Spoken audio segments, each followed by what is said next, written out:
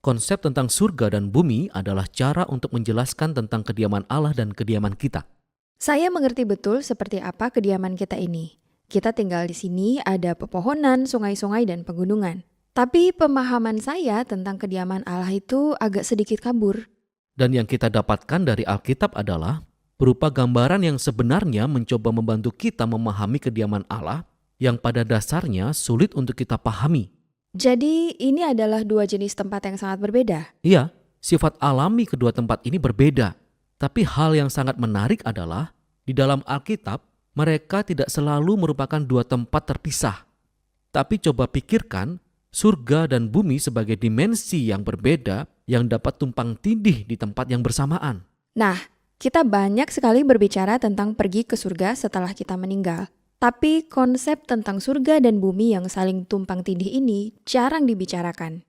Yang sebenarnya agak aneh karena kesatuan surga dan bumi adalah inti cerita dalam Alkitab.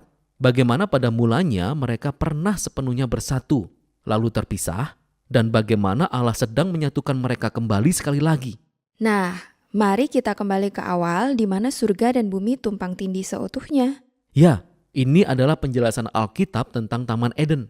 Itu adalah tempat di mana Allah dan umat manusia diam bersama dengan sempurna, tanpa pemisah, dan manusia kemudian bermitra dengan Allah dalam membangun bumi yang indah dan sebagainya.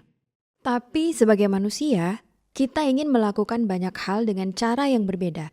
Kita ingin Allah keluar dan menciptakan sebuah dunia yang terpisah darinya.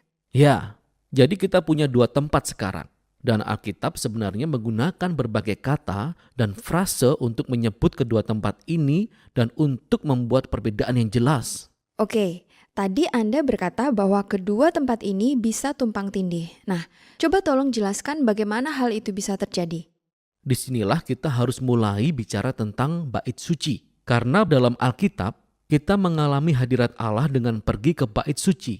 Disitulah di mana surga dan bumi tumpang tindih. Nah, ada dua jenis bait suci yang dijelaskan dalam Alkitab. Pertama adalah tabernakel, yang pada dasarnya merupakan sebuah tenda yang didirikan oleh Musa. Kedua adalah sebuah gedung yang megah yang dibangun oleh Salomo. Dan bait suci ini dihiasi dengan hiasan berbentuk pohon buah-buahan dan bunga-bunga, patung malaikat, berbagai jenis emas, perhiasan, dan sebagainya. Dan semuanya ini dirancang untuk membuat kita serasa kembali lagi ke Taman Eden. Dan di pusat dari bait suci ini adalah sebuah tempat yang disebut Ruang Maha Kudus, pusat di mana hadirat Allah berada. Sekarang kita bisa kembali bersama dengan Allah lagi. Tapi tunggu dulu, karena bait suci ini juga menciptakan sebuah masalah. Jadi, tempat Allah itu penuh dengan hadiratnya, kebaikan, keadilan, dan keindahan. Sedangkan tempat manusia penuh dengan dosa dan ketidakadilan serta keburukan yang ditimbulkannya. Jadi, bagaimana kedua tempat ini bisa saling tumpang tindih jika mereka sangat berbeda dan bertentangan satu sama lain? Hal itu diselesaikan melalui pengorbanan hewan. Ya, itu sangat janggal. Apa hubungan pengorbanan hewan dengan hal ini? Konsepnya begini, entah bagaimana hewan korban itu menyerap dosa kita ketika mereka mati menggantikan posisi kita. Dan itu menciptakan sebuah tempat yang bersih, sehingga dapat dikatakan bahwa sekarang kita bebas untuk masuk ke dalam bait suci dan berada di hadirat Allah. Oke, jadi jika saya orang Israel dan tinggal di Yerusalem, saya bisa berada di hadirat Allah. Tapi tadi Anda berkata bahwa seluruh kisah Alkitab berisi tentang penyatuan kembali surga dan bumi. Benar, jadi kita harus terus mengikuti kisah ini sampai kita tiba pada Yesus dalam perjanjian baru. Dalam Injil Yohanes, kita mendengar pernyataan bahwa Allah menjadi manusia di dalam Yesus dan tinggal bersama-sama dengan kita. Kata tinggal ini sungguh membuat kita penasaran.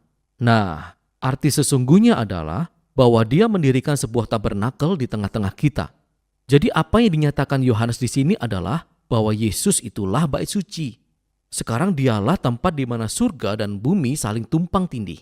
Yang menarik tentang Yesus adalah bahwa Dia tidak berdiam diri di tempat yang aman dan bersih, tapi Dia berjalan berkeliling bersama para pendosa. Dia menyembuhkan orang sakit dan mengampuni dosa-dosa mereka. Pada dasarnya Dia sedang membangun kantong-kantong kecil surga, di mana orang bisa berada dalam hadirat Allah, tapi Dia melakukannya di tengah dunia yang penuh dosa dan kematian.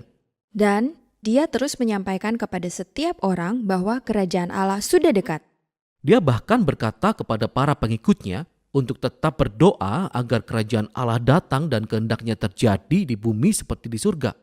Tapi banyak orang merasa terancam karena Yesus sehingga mereka membunuhnya. Dan ini tampaknya merusak keseluruhan rencana untuk menyatukan surga dan bumi kembali. Namun kita harus kembali ke adegan yang lebih awal dalam kisah Yesus ketika Yohanes Pembaptis melihat Yesus dan berkata, "Lihatlah anak domba Allah yang menghapus dosa dunia." Jadi, Yesus tidak hanya disebut sebagai bait suci, dia juga disebut sebagai korban bait suci. Ya, jadi sekarang salib menjadi tempat di mana Yesus menyerap dosa untuk menciptakan sebuah tempat yang bersih yang tidak dibatasi seperti yang terjadi dalam pengorbanan hewan. Pengorbanan Yesus memiliki kuasa untuk terus dan terus menyebar dan menyatukan kembali semakin banyak surga di bumi. Dan semua ini sangat luar biasa, tapi juga meninggalkan sebuah pertanyaan besar dalam pikiran saya, yaitu apa yang terjadi ketika saya meninggal? Tidakkah saya hanya terbang ke kediaman Allah untuk bersama Yesus? Ya, jadi beberapa kali dalam perjanjian baru, kita belajar bahwa orang Kristen akan bersama Yesus di surga setelah dia meninggal. Tapi itu bukanlah fokus dari kisah Alkitab. Fokusnya adalah pada bagaimana surga dan bumi sepenuhnya bersatu kembali melalui Yesus dan akan dipersatukan dengan seutuhnya suatu hari nanti ketika dia kembali. Jadi dalam kitab Wahyu, kita mendapat gambaran yang indah tentang Taman Eden. Sekarang dalam bentuk sebuah kota yang masuk mengakhiri zaman dosa dan kematian dengan menebus seluruh sejarah umat manusia dalam sebuah ciptaan baru. Sehingga kediaman Allah dan kediaman manusia bertumpang tindih sekali lagi.